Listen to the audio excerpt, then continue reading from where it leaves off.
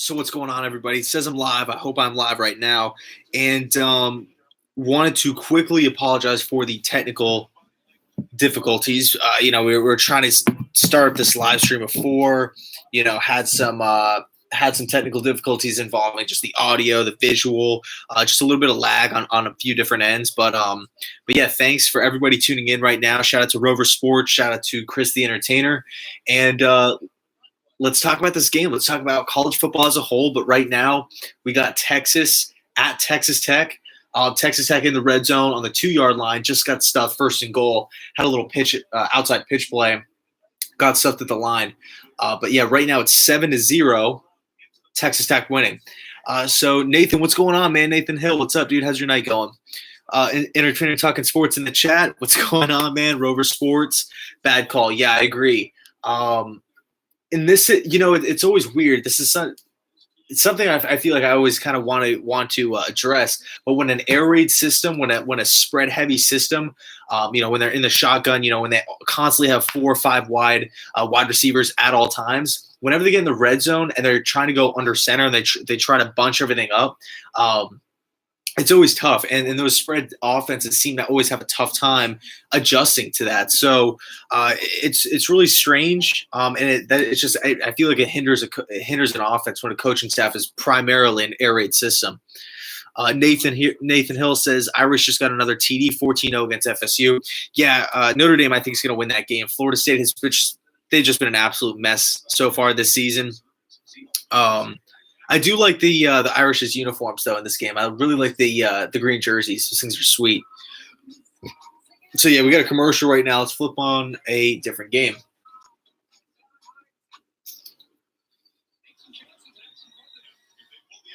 Okay, Clemson at Boston College is just starting now. This is actually a pretty underrated game. This could be a sleeper game for the Golden Eagles because the Eagles have a really solid defense. They're coached really well with their defensive coordinator. They have a lot of NFL talent on that defense. But Clemson, obviously, they're coming in, tons of talent. It's going to be a close game. I think it will be close probably midway through the third, and then Clemson will start pulling away, if not maybe the start of the fourth. But yeah, Clemson, Trevor Lawrence is an absolute beast. Nathan says that Clemson-Boston College game is going to be a great game. I agree. Rover, Taggart, is he the future?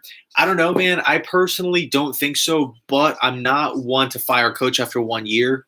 I personally think that coaches, especially in college, you need to have some time to get your own players into the system because the players that are there now, right? The starting players that are there now are built. They've been training over the past whatever so years under an old system. So Jimbo Fisher, he ran that pro-style system at Florida State, really complex stuff, especially on offense. And now Taggart's kind of switching over to more of the basic spread stuff. But everybody's kind of built for that pro system, so it is what it is. Nathan, did I see that? Or Entertainer Talking Sports? Do you think Boston College can pull off the upset? I would be surprised because Clemson is just so well coached by Dabo Swinney. I don't envision Clemson losing a game like this, but I think it will be close. I think they're going to get Boston College best effort. Nathan Hill, did you see that Oklahoma game? Insane. Dude, that game was nuts. I mean, the Oklahoma State quarterback, Cornelius, if he would have led his receiver to the outside on that last 2-point conversion, they would have won the game, okay? Or not won the game, but they would have took the lead late. College football, anything can happen late in the game, but, it was just one of those situations where it was right there. The game was right there in front of them, just right there for the taking, and they could not capitalize. They could not capitalize on the opportunity. He just led them a little bit too outside. Or let him a little bit too inside. Let's see. Rover Sports breaking news: Bell slated not to return. No way. Where's my phone at? I have to get. If he's slated not to return, that could be huge. Because that means every other team would now kind of be like, why wouldn't the Pittsburgh Steelers trade him? And it looks like we're having a crazy play happening right now in the Texas Tech game. It looks like a pick in the red zone. Texas just picked out Jet Duffy. Granted, they are getting in their 10, but they still turned the ball over. They still took points off the board. So good job. Great defensive stand by Texas, and that's why you should always hustle. Well, you should never give up on a play. Let's see. Nathan Hill, fumble, Irish ball. That is, let me flip back to that game real quick. Florida State, man. Florida State's just having such a tough year. Yeah, 14-0. Wimbush. Nathan, how do you like Brandon Wimbush? He kind of reminds me a lot of Tyrod Taylor, but that looks like a pick right there. 19, I think that's who, Trey McFadden? He should have picked that off.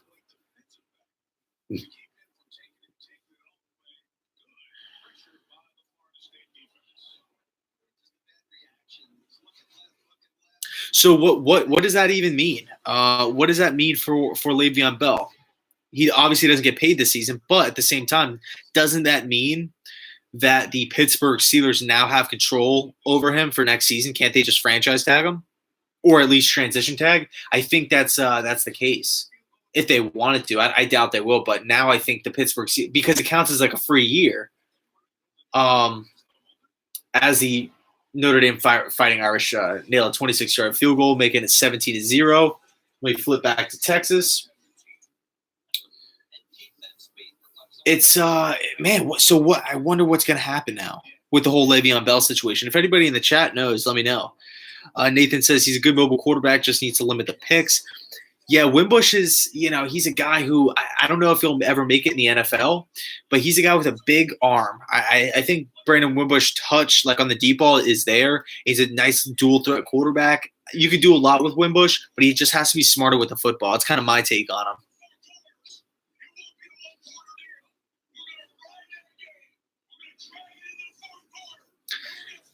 Yeah, Rover Sports is going for Auburn versus Georgia. I'm personally rooting for Georgia because I don't really like Auburn. Gus Malzahn. I just never been a big Auburn fan.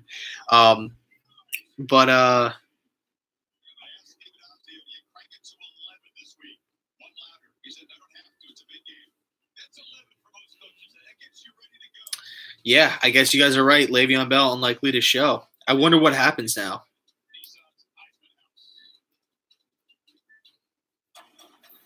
Crazy stuff for sure.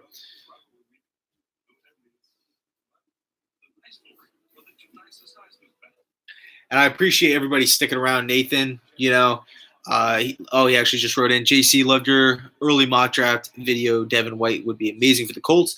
Dude, thank you so much for tuning in. I really do appreciate that. As of right now, I feel like the Colts need some inside linebacking help. I like Darius Leonard on the outside. He's turned into a really nice find.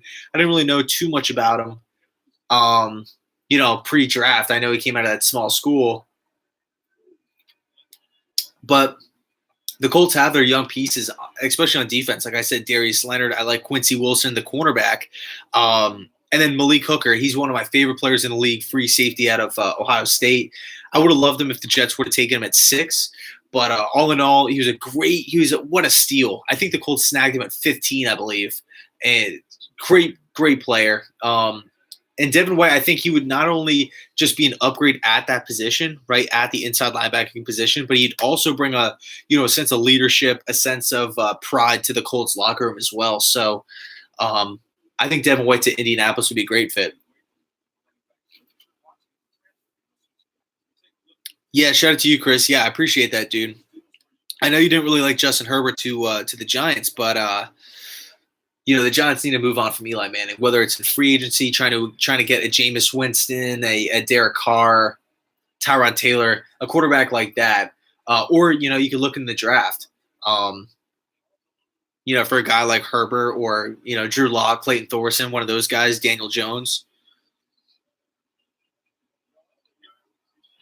Yeah, Nathan, he is actually a lot like Roquan Smith. He's kind of undersized, but he makes up for it by his speed. His speed is huge. Rover Sports, JC, what do you think about Locke and how is the fit in Miami. It's funny. Drew Lock, he reminds me a lot of Jay Cutler. That's my pro comp for him. He's kind of, he has the big arm, but outside of that, he's inaccurate at times. He can't really win the big game, even though I think that's a little overblown.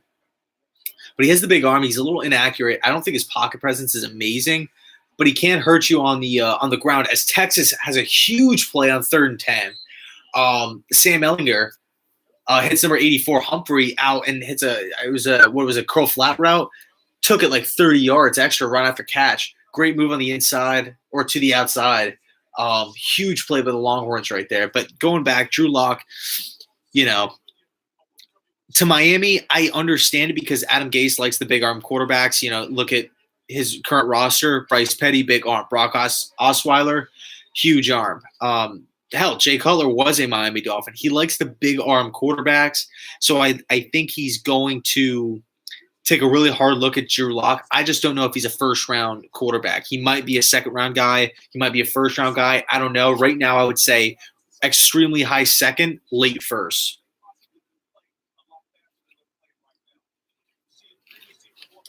For the Dolphins, it might be one of those situations where a team trades up back into the first round, somewhat like you saw with Lamar Jackson. I don't know if Lock will fall to 32, but he's a guy right now. See, Drew Lock, it's such an interesting case study because with Drew Lock right now, he's only going to get better as far as what the pro teams, what the scouts say of him, right? Because he already – a lot of his weaknesses come on the field. The season's starting to wrap up. He's going to have opportunities now at the combine. He's going to blow people away just physically. And then number 2 is pro day, where he's going to do whatever he wants. He just has the arm strength, kind of like what you saw from Patrick Mahomes, what you saw from Josh Allen, just shoot up draft boards, just because of their physical attributes. Drew Lock will only go up draft boards now. I don't see him ever going down on the draft boards, unless, of course, like an off the field issue happen, off the field situation, like an arrest or something crazy.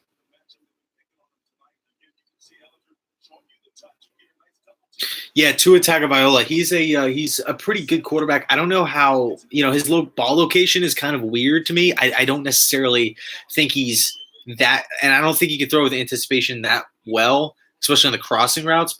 And he's on the shorter end, but he's definitely a playmaker. He reminds me of a left-handed Russell Wilson.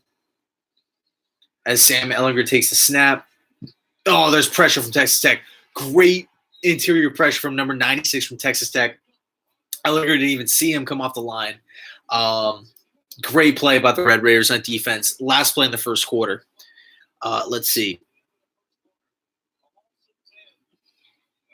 Entertainer, if I'm the Giants – but let me ask you this. If you take Eli Manning's name away from Eli Manning, okay, you just take him away and you just look at Eli Manning's numbers, just imagine you just wore like an all-white jersey with no last name on the back. You didn't know who this guy was. You would say, especially given his age, that this guy is awful. The only reason is because he's done some great things for this Giants franchise, obviously, winning a few championships and whatnot. But, same thing with Tom Brady almost too. But more in the case of Eli Manning because Tom Brady's still getting the job done. Eli Manning, if you just take away his name, you would say we need to move on from this guy. But I understand it from as far as a rookie quarterback standpoint goes because there are none. There's not that one number. There's not the stud guy, right? You don't have a Josh Rosen. You have a Sam Darnold, a Baker Mayfield, Josh Allen type of player in this draft. So I understand it, but I think right now they're going to go for the top quarterback, and they're going to have a high pick too. Nobody's trading up. Maybe Miami will trade up. But I don't know. I know Mike Tannenbaum, the GM, is actually at the Oregon game tonight to watch Justin Herbert along with your guy Dave Gettleman, the GM for the Giants. Rover Sports, what would you want to see Matt Campbell say at ISU? I personally wouldn't. I want to see Matt Campbell in the in the National Football League. I really do. I'm really high on Campbell. I think he's a really smart guy. He's obviously turning around the Cyclones program. He's a guy who I really like, and I want to see him at the next level. But if he stays at ISU, I'm not going to be mad. Don't get me wrong. Jake Fromm, he's okay. He's short, he's inconsistent. He can't push the ball downfield consistently. And look at the team. He's surrounded by great coaches, great offensive line, a great running game, and great wide receivers, and a great defense. I'm not saying he can't do anything, but he kind of just has to manage the game, As long as he doesn't turn picks, the Bulldogs will win. Will Greer, says Nathan. Yeah, Will Greer is a beast. I agree with you. He's extremely accurate. I don't know how well he'll do in the National Football League. He needs to be in a system, I think, that utilizes the shotgun a lot. So a team like Philly, a team like Kansas City, a team like Indianapolis, the only problem is that like all three of those teams have their franchise guys. So, it is what it is. I like Will Greer. The New England Patriots, that's another spot for Will Greer as well, because pretty much all he would have to do is a lot of the three-step dropbacks under center, three-step dropbacks from the shotgun, and a lot of West Virginia's offense under Dana Holgorsen, the air raid, is made up of just mesh routes, crossing routes, screen plays. And New England doesn't, Tom Brady, he doesn't throw the ball downfield that much. Pretty much a lot of his, I would say 80% of his stuff is run after catch. But they incorporate the tight ends. West Virginia doesn't really incorporate tight ends as much as New England does. But Texas Tech, they just came off a huge sack. They do it again on second down. That's back-to-back sacks, taking the Longhorns out of field goal range. It's insane.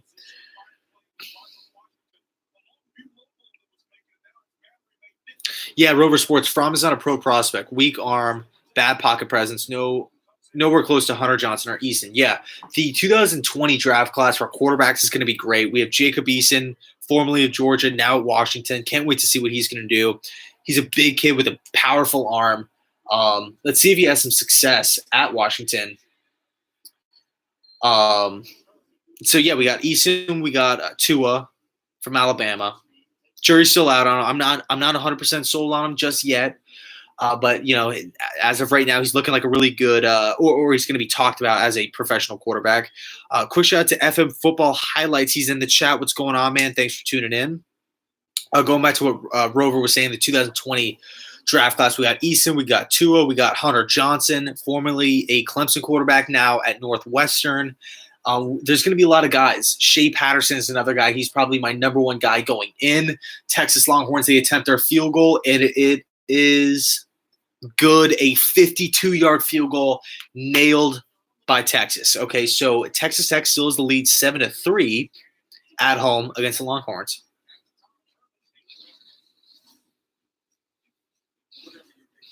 FM Football Highlights. I'm Fat Matt, by the way. I try to use this account for sports stuff. Hey, man, how's it going, dude? Yeah, I remember.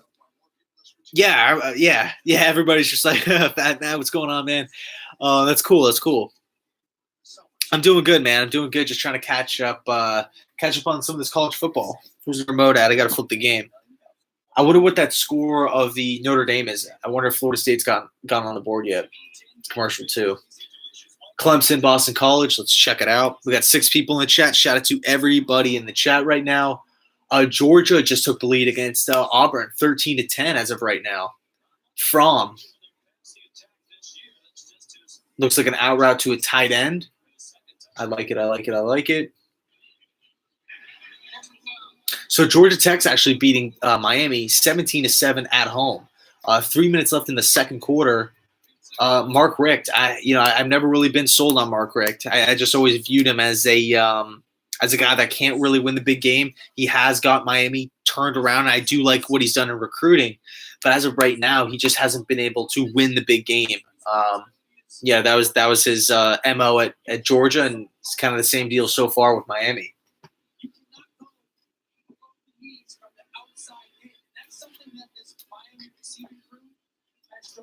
Yeah, Nathan brings up a great point about Khalil Mack, because Pace hits the late round guys. Yeah, it's a good. Everybody criticizes Oakland. Everybody wants to make fun of them. I get it; they're an easy target. But at the end of the day, the Oakland Raiders got 2 first-round picks from that deal. One for this upcoming year, one for the following year. It's a great trade for both teams, considering Khalil Mack did not want to play for the Oakland Raiders. So you're giving away a player that essentially won't really do anything more for your franchise, and you're getting 2 first-round picks. I think it was an incredible trade for both teams. Nathan, are you a Bears fan, by the way? PJ Fleck in Minnesota, the Golden Gophers. Yeah, I did. I love Fleck. I don't like him as much as you, Spencer, but Fleck's been your guy since day one, since back at Western Mich. Row the boat. Yeah, I agree, man. Fat Matt, I do hope we could beat the Bills tomorrow. It's going to be one of those things, though, where – well, let me ask you this first. Do you want to see Todd Bowles fired, or do you want to see him retained? That, I guess, would be the main question that I have for you.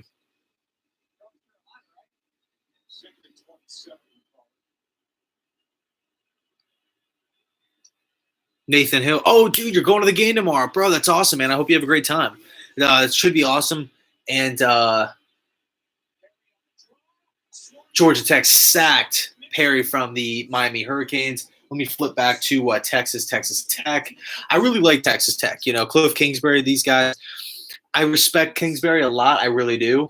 I don't necessarily agree with everything he does, but I still have a lot of respect for him. He sticks to his guns, and I like that. But yeah, man, since you're going to the game, dude, that should be awesome. Who are the Bears playing? Detroit. So that should be a game. I think I wouldn't be surprised if Detroit won, but I think Chicago Bears, they obviously have a great defense. Okay, so that's the first and foremost. They upgrade on the outside. Anthony Miller, Allen Robinson. Trubisky's taking the next step.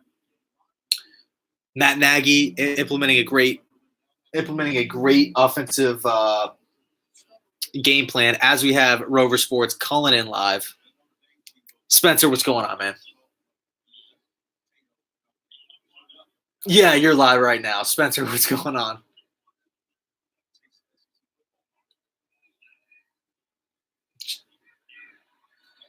Jet Duffy completes 7-yard pickup on 2nd and 14, 3rd down and 8.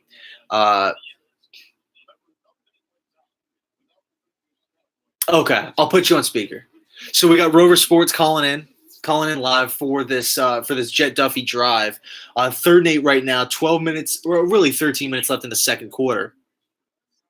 Fat Matt says, I like Bowles, but I feel like we need to move on. Dude, I agree with you. I think Bowles he's a great defensive coordinator. He's a top 3 defensive coordinator in my mind, but as of right now, it's just not realistic to say that,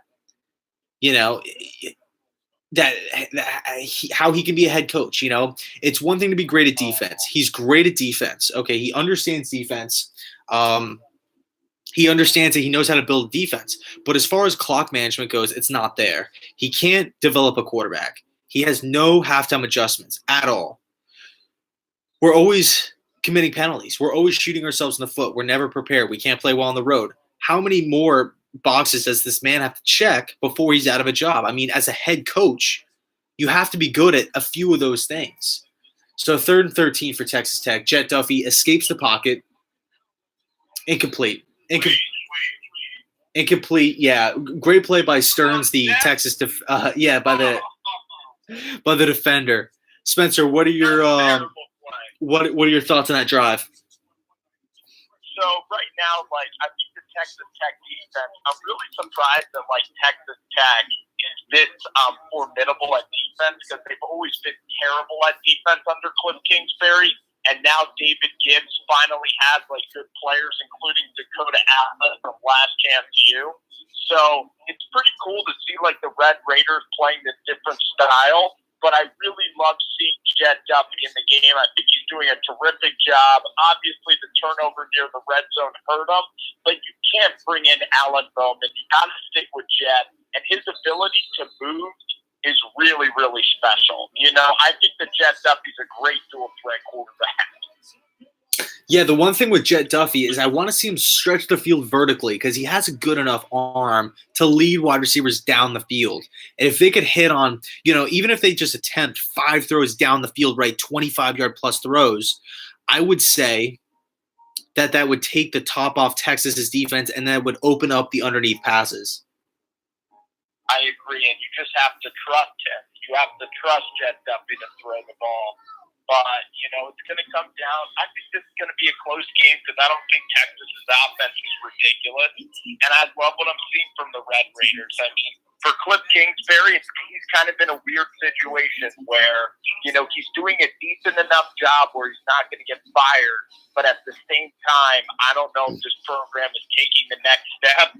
It's almost like just when their offense with Mahomes starts to go down, their defense starts to get better. But one thing I do like about Cliff, JC, is I think he's evolving. I think we're seeing less tempo and the defense is getting more rest. What do you think about Cliff and the trajectory of the program right now? Well, I love Texas Tech. And Nathan, I'll comment back to what you just said about Darius Slay and TJ Lang in a second. Same with you, Fat Matt. What are your top candidates for the head coach? If we fire Todd Bowles, I want to dive into that subject, but let me just answer Spencer real quick. I like Cliff Kingsbury. I really do. I think he's a good college coach. The only thing is that when you don't pay enough attention to defense, can you win championships? Can you consistently get double-digit wins per season? And he showed, historically, I don't think he's ever had a 10-win season, has he? No. Yeah, so I just feel as though they're kind of running out the same thing every year, and I don't want to say he's stubborn, but at the same time, he is doing the same thing every year. I hope he does evolve because, if they get a huge win tonight against the rival Longhorns, that would be huge for his resume and his overall, just be a big win for him. Before I go, and I want you to get back to the chat, you're doing a hell of a job. We'll see you in a little bit. I think that I like Brian, how what's up, man? Tech is playing their style of football, though. It's more defense-oriented. It's more run game.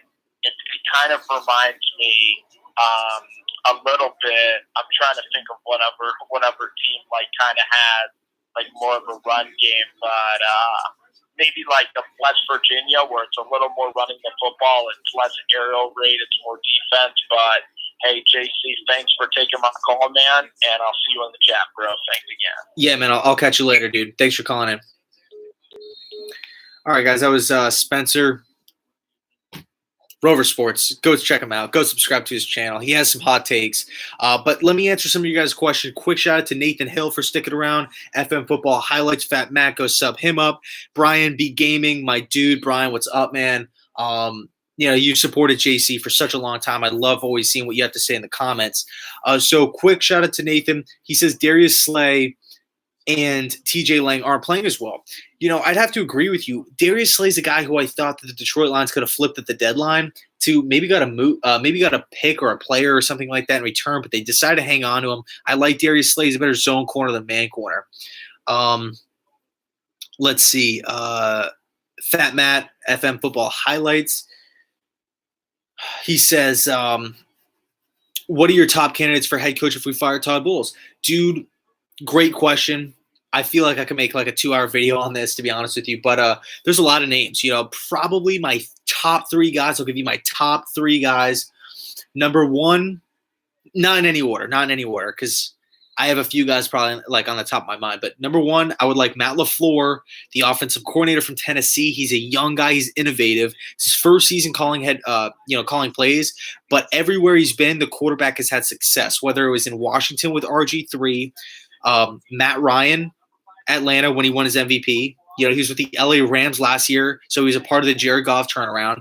He's coached under Kyle Shanahan, Mike Shanahan, Sean McVay, and Dan Quinn. So he's been around winning programs. He's been around winning franchises. He knows the quarterback position. That's been a huge weakness of the Jets for the past 15, 20 years. So I think he comes in with a system. He likes to utilize the play action fake. So I like Matt LaFleur a lot. The only thing is I think he's a little camera shy, right? Like when you watch interviews with him, his face gets red and stuff like that. There's nothing wrong with that. I'm the same way, actually. So I don't know if it would be his personal choice to become the New York Jets head coach where cameras can be in his face 24/7. So it's up to him. A few other guys, David Shaw, the head coach from Stanford. He's one of my favorites. He will always be one of my favorites. He turned around Stanford, inherited the program. Obviously, he was the OC there with Harbaugh. Comes in, as a head coach. Everybody thought that Stanford would take a dip. No, he actually elevates the program, does a tremendous job in recruiting, understanding that he's only getting, he's getting extremely smart kids academically, and he's also recruiting the top end guys in California. So you have schools out there like USC, UCLA. David Shaw he's a beast. He's a straight beast, and I would love him if he would. I would love it if he became the Jets head coach. I doubt it, but I would still like it.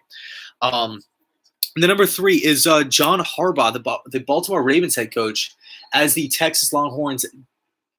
Incomplete. It was 3rd and 4, incompletion on the play. It was a little curl route. It looked like he had him, but he dropped it. It was either a drop by the wide receiver or it was a great play by the cornerback. I'll tell you right now, it was a drop. It was a drop.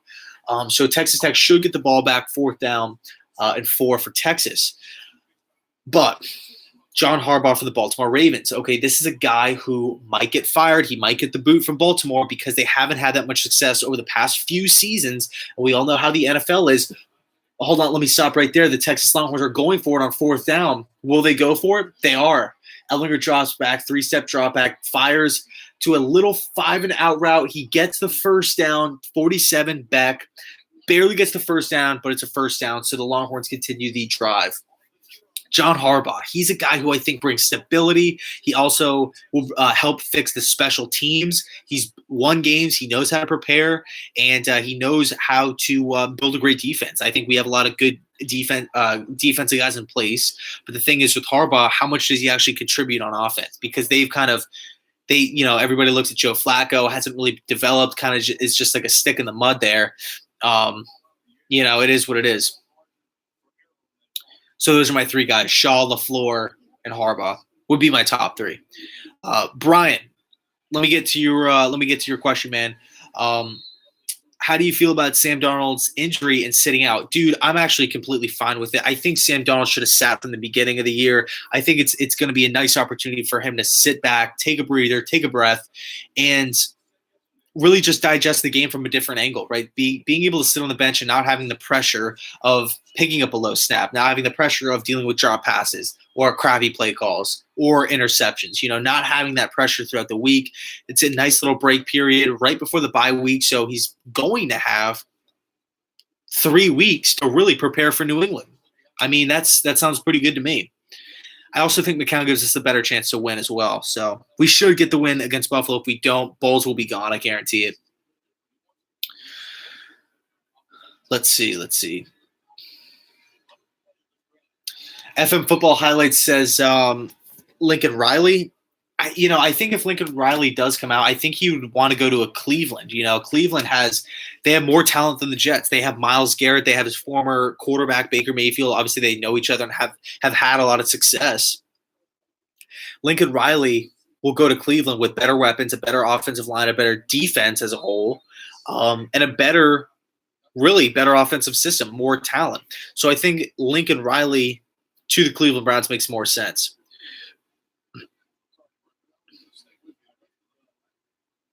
Yeah, Harbaugh would be good. I agree with you, Chris. I agree with you, Fat Matt. Either Harbaugh, but I think Michigan Harbaugh, Jim Harbaugh is going to stay for sure. As Ehlinger picks up a huge chunk right now on the ground, really tough run, really gritty run by Ehlinger. He's a guy he's on the shorter end, 5'10", 5'11", but he doesn't turn the ball over. He's really consistent. He's accurate. He's mobile. I like that. He's a great leader. He came from humble beginnings. Obviously, a huge high school recruit. He had a lot of doubters, people saying too short to play in D1 college football. But he's obviously proved a lot of people wrong as Texas is, as they're ranked 19 this season. Who would you guys want to see become the Jets' new head coach? And I don't want to, focus it so much around the Jets, but, since we have a few Jets fans in the chat, what are your guys' thoughts on it?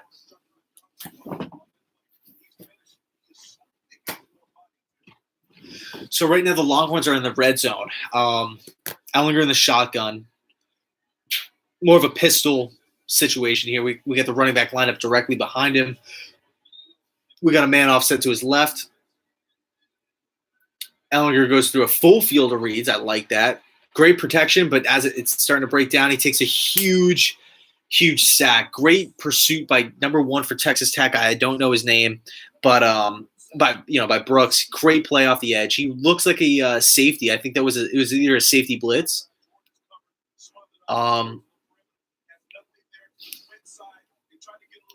He had 6 though. They're gonna say he wasn't open, but that's where anticipation comes into play right there. If you're a quarterback, if you're Sam Ehlinger in that situation, not saying he did anything wrong, but if he can throw, when quarterbacks have that ability to anticipate where wide receivers are going to be, it just makes the game so much slower. Because if Ehlinger had that luxury right there, as he takes another sack, Ehlinger takes another sack on second down. You cannot keep going backwards in the red zone. This offensive line has got to step up.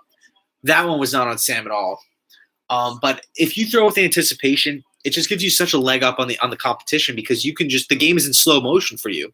If you can understand that wide receiver know where he's going to be, know where what's going to happen with the coverage, and you can just throw it right out in open space and have that wide receiver run right underneath the ball, you're at such an advantage over the competition. That's why you see a lot of quarterbacks that are great in college fail at the NFL because the windows are smaller. You have to make tighter throws, and the defenses are more complicated. We have a crossing route, 3rd and 33, probably just to pick up some field position here. But we do have a flag on the play, so could be on the defense. Could be also on the offense. I would assume it's offensive holding on the offensive line.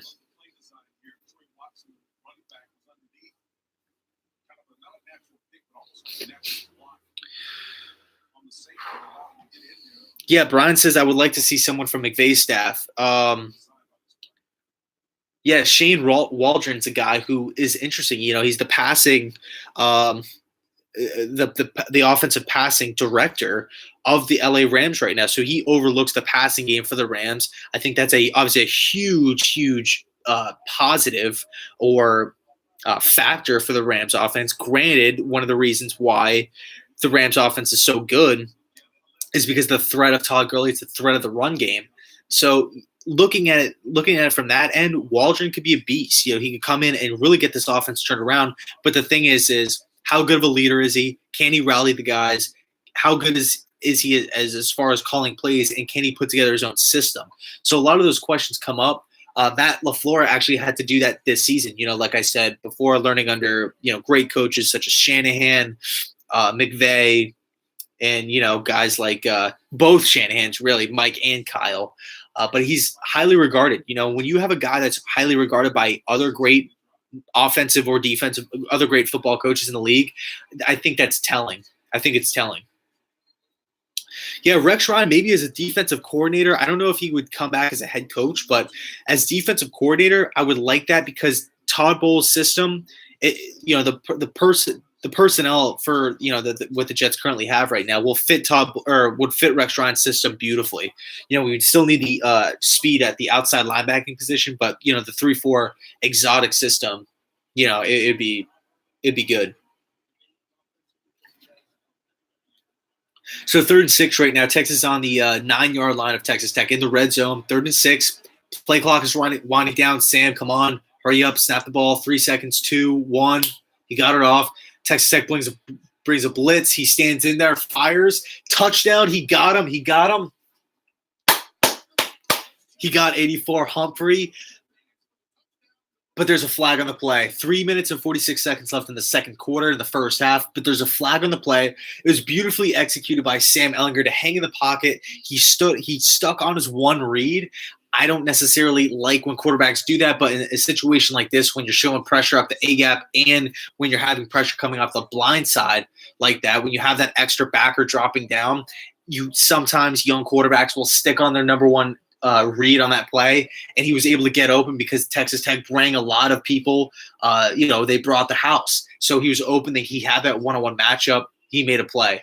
So, okay, the flag is going to be targeting. So either way, the Texas Longhorns will receive the touchdown. I wouldn't say that's targeting. I mean, the announcers are saying it's targeting. I personally would not throw the flag on that. But the Longhorns score, make it 9-7.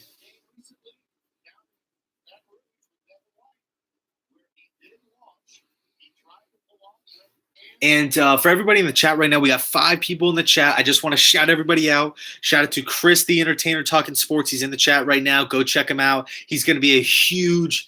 I mean, he's pretty much this channel. So go check out Chris. Go sub him up. Go check out Rover Sports. His name is Spencer. He's a great guy, great football mind.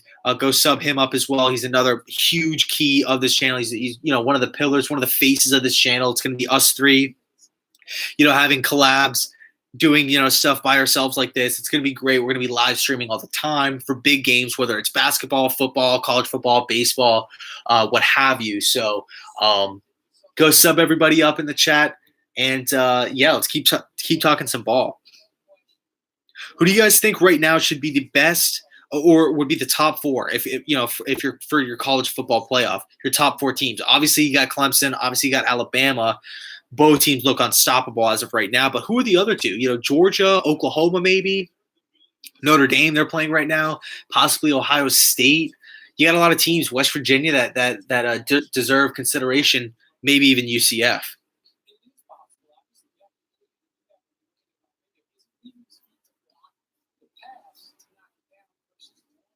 Boston College punt return, says Nathan, for a touchdown, 7-3 Boston College. Let me put that on right now. What channel is it? I don't know because I don't have a guide on this TV. So let me just flip through. Florida State, Notre Dame. Looks like Florida State. Okay, here it is. 7-3 Clemson ball.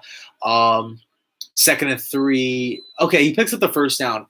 That's actually one of the plays where the quarterback, when they're in the shotgun, right? When Trevor Lawrence, he just received the snap to him, and it's one of those little gimmicky kind of pitch plays where the quarterback will do the silent count. He'll get the ball, and he'll have the flanker come across the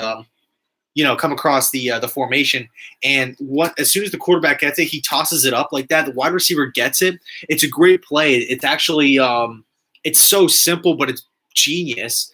But the one area that I have concern with it is when on the stat sheet that counts as a forward pass. I don't like that because when the play goes off, when Patrick Mahomes says that's a Tyreek Hill and it goes off for 47, it looks like Mahomes completed a pass for 47 yards downfield. That wasn't the case. All he literally did was, silent count, gets a snap, tosses it up to the flanker, and boom. I don't think that should count as passing yards. I think it should be considered a rush. Trevor Lawrence drops an absolute dime. What a pass! That's been the best pass I've seen all day. Beautiful, beautiful job. That looked like something that Joe Montana would throw. Not saying because Montana is like a great quarterback, but saying it because Montana, it looked like same mechanics as Montana right there. Also number 16 as well. Great effort by that wide receiver. What a pass by Trevor Lawrence. My God. So 1st and 10 on the 21-yard on Boston College 21-yard line. We got number 3 going across the formation. Got to make that tackle for Boston College. You turn a loss of 2 into a gain of 13. It's all about fundamentals, people. It's all about wrapping up. It's all about open field tackles. You got to make plays. Okay, and when you can't make plays, especially when you're the underdog team, if he could have wrapped up that man, and think about it, 2nd and 12, if he would have made that tackle, granted it's a hard tackle to make, 2nd and 12 on Boston College's 23, or 1st and goal on Boston College's 7. It's a game of fundamentals. It really is. So let me flip back to Texas Tech, as Clemson's in the red zone.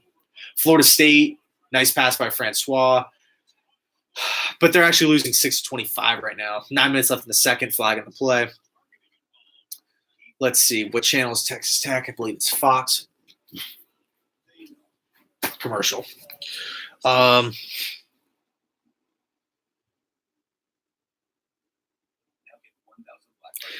Tanner says I'm talking, or I hate Mahomes. I don't hate Mahomes. I don't root against him. I just think his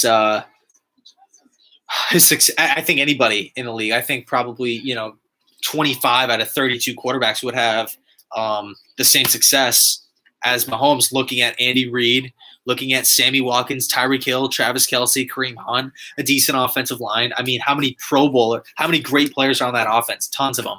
You also have the best offensive mind in football. So Patrick Mahomes, and he had the year to sit under Alex Smith. So I'm just saying a lot of quarterbacks, whether old, young, mobile, immobile, a lot of quarterbacks would be duplicating that same success.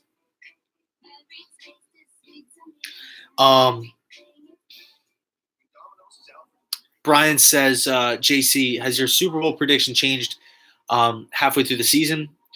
I would say, well, I'm not one to switch up. I don't like to go back on things I say, So my Super Bowl prediction right now, it was Minnesota Vikings winning against the LA Chargers. That's what it was before the season. I'm going to stick with it. I don't plan on changing it anytime soon, even if the Vikings were to roll off, a whole bunch of losses, or the Chargers were to fall apart. I like to stick with my picks. Luckily enough, it's looking pretty solid as of right now. Obviously, we're still halfway through the season, like you said, man. But I'm gonna stick with my pick. Let's see. Nathan Hill, Trubisky does that to Cohen and Gabriel as well. Yeah, I mean, it's funny. I bring up Mahomes, Andy Reid, Matt Nagy came from that Andy Reid coaching tree, so you have a lot of that same stuff. It was kind of developed in college. I like the play. It's a brilliant play. It's genius. I just don't like how the stats, how it just gives the quarterback stats, as passing yards. I don't really like that. Technically, it's a forward pass, but I don't know. I just find it a little bit off-putting.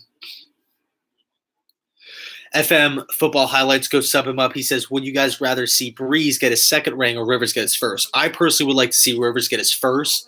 I think Phillip Rivers deserves one. He's really been a foundation for a very dysfunctional franchise over the past 15 seasons. No, more than that, right? Because he was drafted in what, 04? Or was he drafted in 06? Because he was in the draft with Roethlisberger and J.P. Losman. I know it's going to piss Tanner off because I didn't say Manning. As Jet Duffy goes under the middle, classic little crossing route that you'd see pretty much on every air raid system or every air raid play. You always have that little mesh route underneath just so it's easy for the quarterback. When his first two reads aren't there, you could just dump it down right across. You have a guy crossing in front of your face. So it's right there in front of the quarterbacks. Let's see. Yeah, I agree with you, man. I would love to see Phillip Rivers get his first ring as well. 04. Okay, so yeah, it was that quarterback class, Roethlisberger, Phillip Rivers, and J.P. Losman of Buffalo. Decent class. Nathan Hill says, touchdown Clemson, 10-7 Clemson. I have to throw that game back on. I got the Texas Tech game on right now. Actually, a huge third down, 3rd and 2, 2 minutes, 45 seconds left. On the Texas Tech, on their own 33-yard line. Let's see what happens. 3 down low, 1 up top. They hand the ball off. I like that play. They don't get the first down. It's going to be fourth down on inches. But that's one of those plays when you spread everybody out wide. See, when it's 3rd and short, it's kind of obvious. But they're going for it on 4th down. It looks like a quarterback sneak situation. They go for it, and they do not get it. Jet Duffy does not even move an inch. Texas gets it. God. You can tell that the quarterback sneak is not a play that they practice often, just because how that was executed. Very poorly executed. Yeah, going to be short of that play, but I forgot what I was talking about.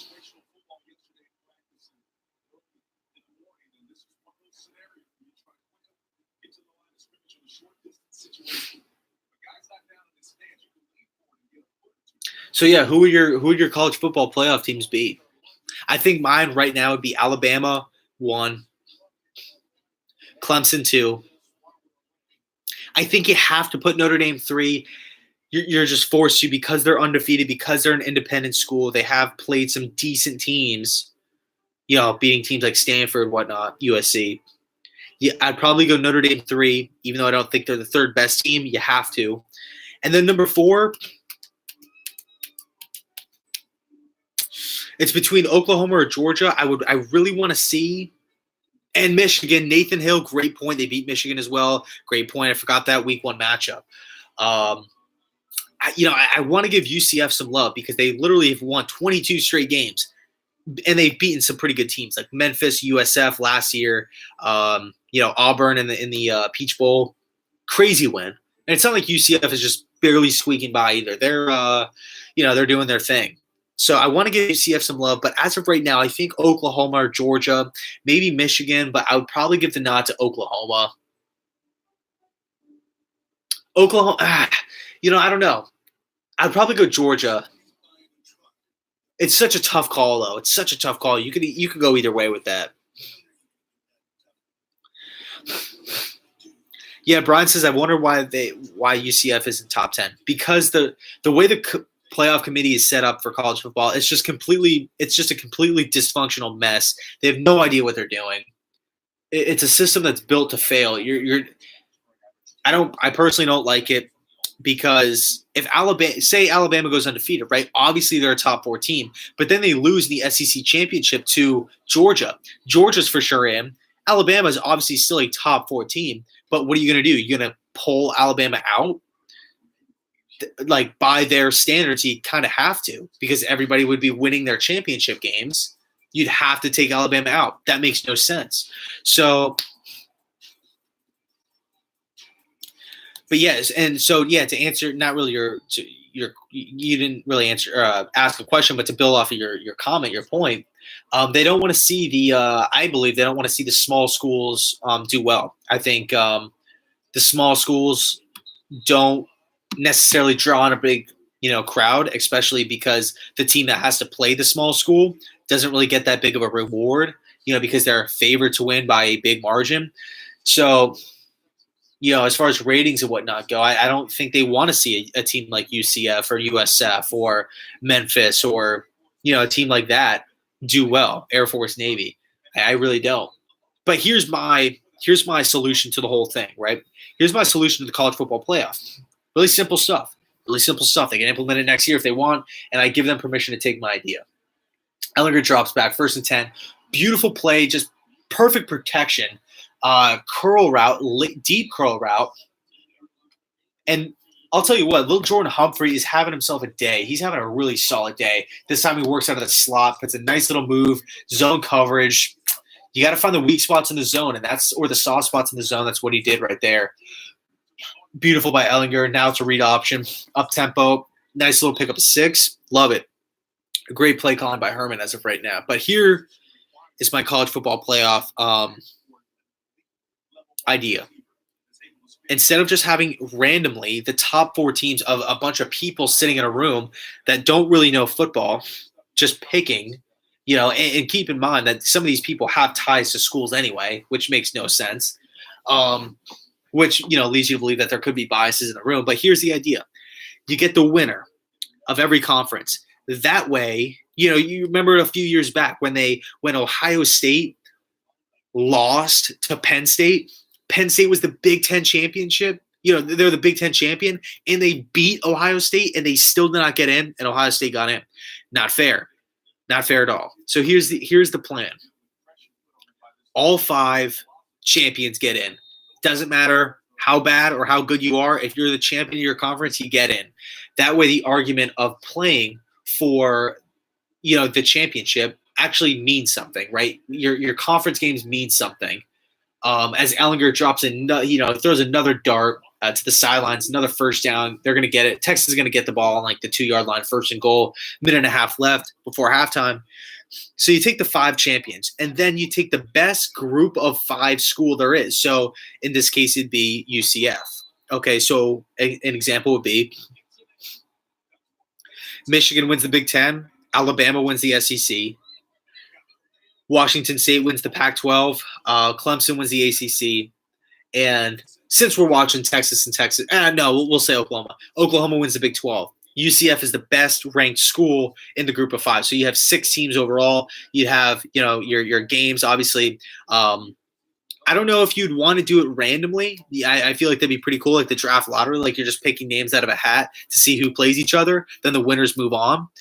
But then you'd be left with 3 teams. And then what you can do is you can take the team with the best record, or the team with the best conference record and give them a bye, give them the automatic champion. Or you can just have it like the NFL and do seeding, right? So 1 through 6 based off of record. So, I don't know, because if it's based off record, chances are Group of 5 school will get the number 1 seed, and that's not fair. So, very interesting to think about. But that's how I would do it. I would make or even 8, because then you could get the 5th and 6th teams in as well and just have a huge tournament, so that would be really cool as well. Really cool.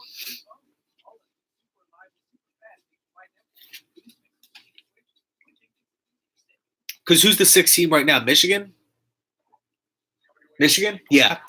Michigan versus Alabama would be a pretty solid game to watch. Michigan versus Clemson, Oklahoma versus Clemson. They're still good. Those would be great games.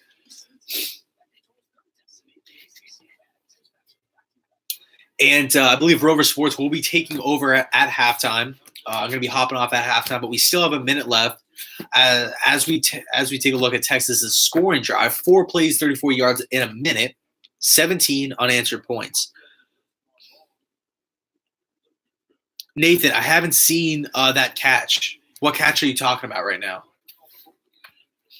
And can Texas Tech put something together with 2 timeouts left, 1:16 left on the clock? You have to try to go downfield. You're losing this game right now.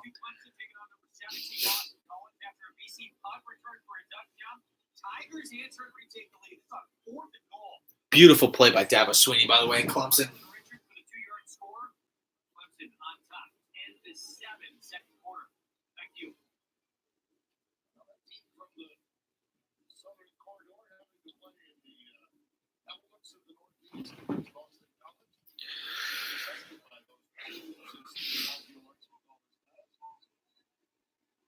Rover Sports says, think Tanner will get all of us in soon. Awesome. Notre Dame just got another touchdown by their tight end. As Jet Duffy completes a pass for 12 yards. I love it. 1 minute left, or 1 minute and 11 seconds left. I don't want to count that out. Did Texas Tech use a timeout? Let's see. No, because he stepped out of bounds. We got three wide receivers at the top of the screen, man out right. Let's see, throw. Jet Duffy, 3-step drop back, beautiful slip screen right there to number 21, perfectly executed. It's a great time in the game to call that play. The clock continues to run because it's not a first down. 2nd and 2, you have to hurry up here. You have 2 timeouts, but you want to save them, so you want to get on their side of the field. Duffy fakes to the left, goes back to his right, picks up the first down to the middle wide receiver down south on the front side. 3 wide receivers to the bottom of the screen. We got 1 up top. There's that fake screen, but he goes back to his left. Duffy is all day to throw. Oh, no. Duffy. Oh, okay. God. Duffy threw a pick, but he dropped it. He did not even see that soft. He didn't see the linebacker in that coverage right there. Or no, it was the safety. The safety, I guess, dropped down. He didn't see him.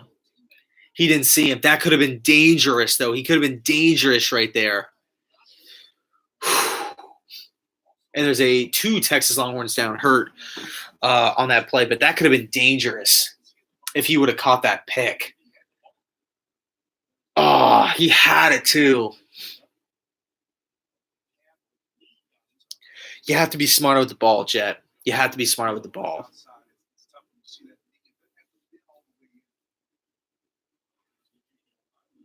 Well, both Longhorns, I believe, are walking off the field, so that's good. But it's 2nd and 10, 30. And one good thing about that, the one positive that you could take away from that incompletion, as we have 7 people in the chat, 6 now in the chat, is that it stops the clock. And having the injured Texas Longhorns on the field, it gives the Red Raiders coaching staff some time to group up, to kind of rethink what's going on right now, take a little breather, and come up with a few plays. Here's a situation right now Where if Cliff Kingsbury wants a script, maybe 2-3 plays back to back to back, you can do that real quick. You just have to have an intelligent quarterback with 2 timeouts. Give him an exact script, so that way the Texas Tech Red Raiders can run up to the line and force the defense to not be able to substitute, and just have them go in that up tempo hurry up mode, and everybody be on the same page. Where Texas might not be expecting that. So you can use that if you want. But Jet Duffy, he's not the starting quarterback. It's going to be interesting to see what happens here as the Longhorns call timeout. Nathan Hill, Trevor Lawrence is so good. Wow. Yeah. Trevor Lawrence is one of those guys. It's funny. I was actually joking around when he was his third game into his senior year in high school. I was watching on TV, and I mean, at this point, he's a 5-star recruit and everything like that. So everybody kind of knew who he was. But I was actually watching the game with a bunch of my friends. I'm like, this guy guarantee. I made like a bet with my friends. I'm like, guarantee in 3 years, this guy will be the first overall pick in the draft. Guarantee it. And they're all like, dude, what the hell are you talking about? This kid's in high school. Like, you have no idea what you're talking about. And I thought it would be a quick little friendly bet. But yeah, and everybody now knows his name now, and he's looking like an absolute stud. With Dabo Swinney. One thing I really like, as I'm looking at this stadium from like a bird's eye view, is when the teams have their practice field right next to the actual game or the actual field. I like that. I was I was up in a game, New York Jets at the Jacksonville Jaguars. They have 3 stadiums all within walking distance of each other. One's a dome, one's their actual stadium, one's the practice field. So we're back. Jet Duffy, 2nd and 10. Throw the ball. Completion, pick up a 15 yards. That safety was, coming down like a missile. Duffy barely released it. Or no, it was an outside linebacker. He barely released it in time. He got his man 2 feet in bounds. Beautiful. I know in college you need 1, but. Okay, so 1st down and 10, 32 seconds left. They still have 2 timeouts. Jet Duffy, run. Yes, he does. Beautiful. Pick up the first. He slides. Will they mark it a 1st down? They don't yet. Call timeout now. Call a timeout, Cliff Kingsbury. What are you doing? God, what are you? 19 seconds left. You could have called that timeout with 26 seconds left. I know it's only a matter of a few seconds here, but a few seconds is all it takes to win or get points on the board. God. Cliff Kingsbury, you got to wake up in that situation. You got to understand what you're doing. And I get it. He's wondering to see if it was a 1st down or not. But still, you have to call a timeout there. You have 2 to spare, so you have that extra 1. Use the timeout. Could have had it with 26, 27 seconds left, but you waited till 19 seconds. God. And it's a 2nd and 1 situation, so we'll see what happens here. Okay, well, they put a few seconds back on the clock to 22 seconds, so it's not as bad. But still, it still bothers me. As a head coach, you need to be attentive to those details.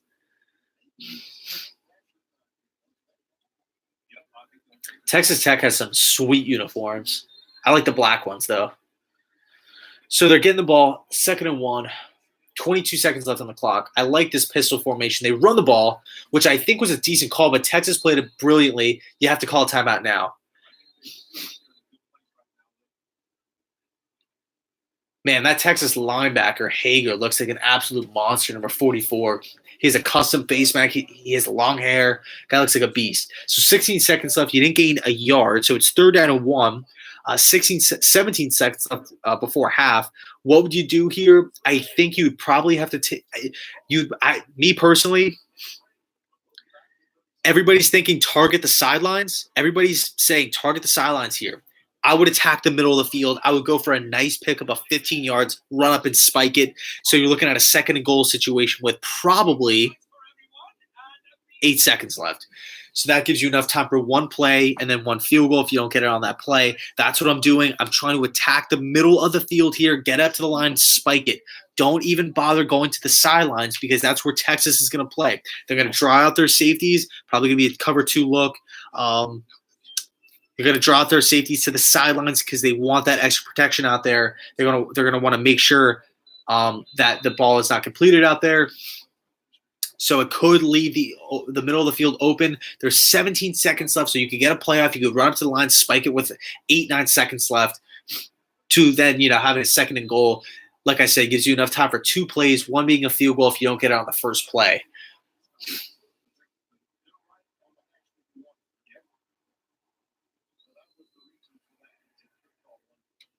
So let's see what happens here.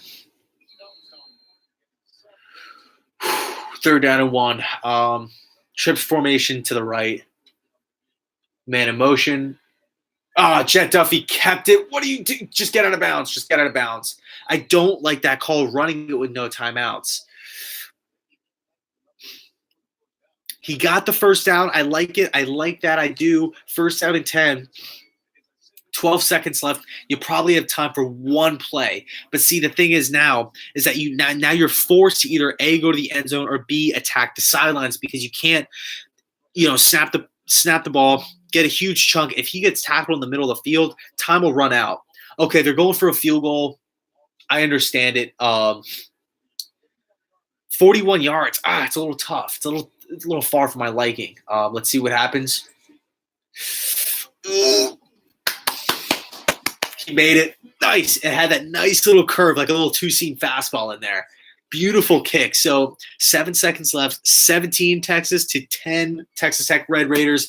I like it. It barely squeaked in there. It looked like it was going to be off, but then like a 2-seam fastball just curves right in. Beautiful job. Beautiful job. But let's see. All right, guys, I'm going to be heading out. It's halftime now. Spencer or the entertainer is going to be hopping in at some point.